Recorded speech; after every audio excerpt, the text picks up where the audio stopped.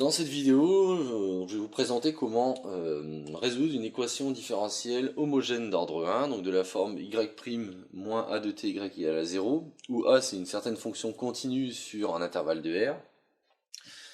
Donc il s'agit d'une équation différentielle, c'est-à-dire que l'inconnu et l'objet inconnu, le y, c'est une fonction. Donc on va trouver toutes les fonctions qui vérifient cette équation-là. Alors la vidéo va se diviser en deux parties. La première où on va déterminer les solutions générales pour une équation complètement générale où a de t n'est pas connu. Et ensuite, dans la deuxième partie, on va essayer de résoudre, une équation bien particulière pour un a bien choisi en appliquant la théorie qu'on aura préalablement établie. Donc la première chose à faire, c'est de commencer par essayer de trouver les solutions de cette équation de manière générale. Alors comment est-ce qu'on s'y prend? Donc là, on utilise une petite astuce pour déterminer ces solutions, c'est-à-dire qu'on va choisir une certaine fonction grand A qui est une primitive de petit a, c'est-à-dire que la dérivée de a, de grand A, c'est petit a.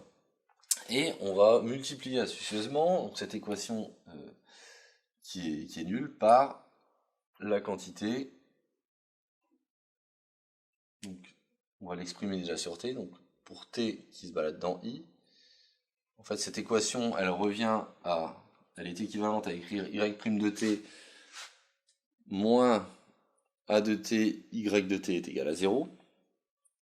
C'est-à-dire que cette équation fonctionnelle serait écrite de cette manière-là en chaque point t. Et ce qu'on va faire, c'est qu'on va multiplier,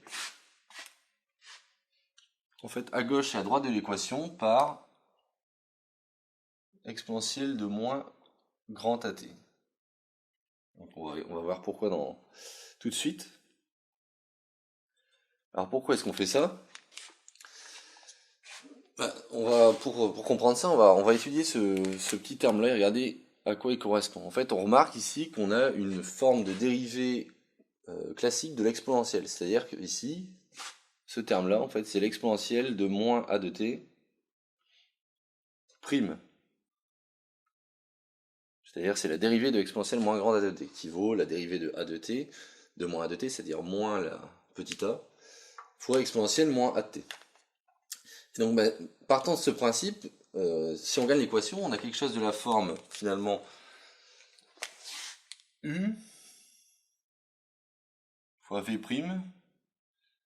plus u' fois v. Si bien qu'on reconnaît ici la dérivée d'un produit, et que cette équation est équivalente à, pour tout t dans i, on va voir que exponentielle de moins at fois y de t, le tout prime, est égal à 0.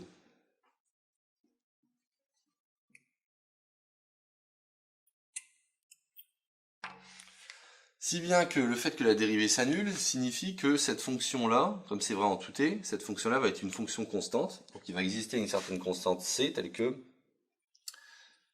pour tout t dans i, exponentielle moins a de t, y de t est constante.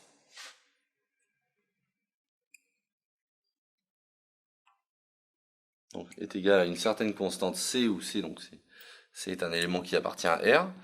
Si bien qu'on peut, à partir de ça, retrouver l'expression de y, c'est-à-dire trouver les solutions de cette équation. C'est-à-dire qu'ici, on obtient que y de t, pour tout t dans l'intervalle i qu'on s'est donné, y de t, en fait, va être nécessairement de la forme de donc c exponentielle grand A de t, où grand A, je rappelle, c'est une certaine primitive de petit a. C'est-à-dire que là, on a nos solutions. Et donc à chaque fois j'ai mis des équivalences parce qu'on peut systématiquement remonter d'une étape à l'autre. On peut aller dans ce sens-là, mais on peut également remonter. Donc les solutions de cette équation différentielle complètement générale avec a une fonction continue sur un intervalle i, sont de la forme c exponentielle grand A, où grand A est une primitive de petit a.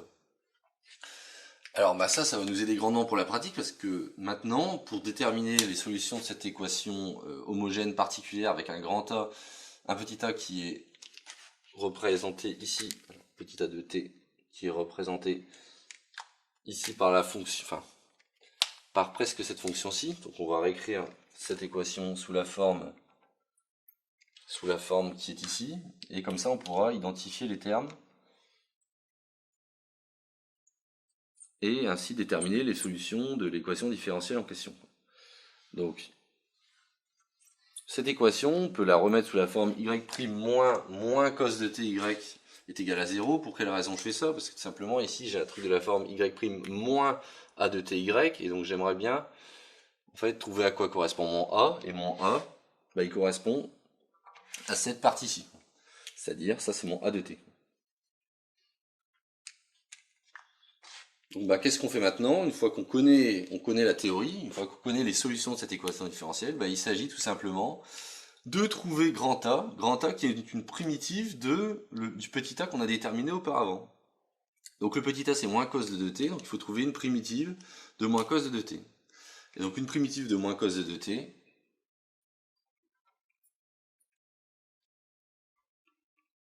là, ça va être quelque chose sous la forme donc, moins sinus donc de 2t